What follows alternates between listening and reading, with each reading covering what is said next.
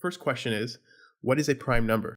The definition I like to use is it's a natural number, like 1, 2, 3, 4, 5, is prime if and only if it has two distinct factors, so namely 1 in itself. So, for example, 2, 3, 5, 7, 13, 17, so forth are some of the first primes. 6 is not prime because it's actually divisible by 2 and 3. One thing, by the way, people often ask us, and what about 1? And we typically don't define 1 as prime by definition.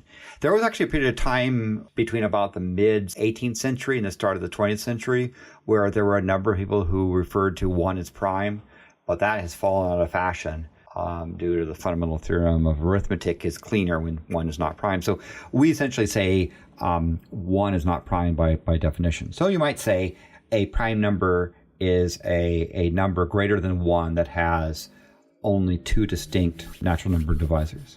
So apparently that's not a question you want to bring up at a number theorist house party. Seems like there's a lot of debate between. It turns out in the history of that, of 1 not being prime, there was actually almost no one on record referring to 1 as prime until a mathematician named Stevian in 1585 was the first one to sort of consider 1 to be prime, and it became fashionable between the 18th and 20th century. But you might say, what is a mathematical definition? And a pragmatic answer would be the mathematical definition is something that mathematical community agrees upon.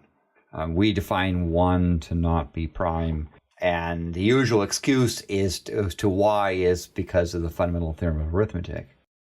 That's actually an important thing that primes are related to, where any natural number can be expressed as unique, ignoring order, product of primes. So like 1400 can be expressed as 2 times 2 times 2 times 5 times 5 times 7. And that's a unique products that make up 1400.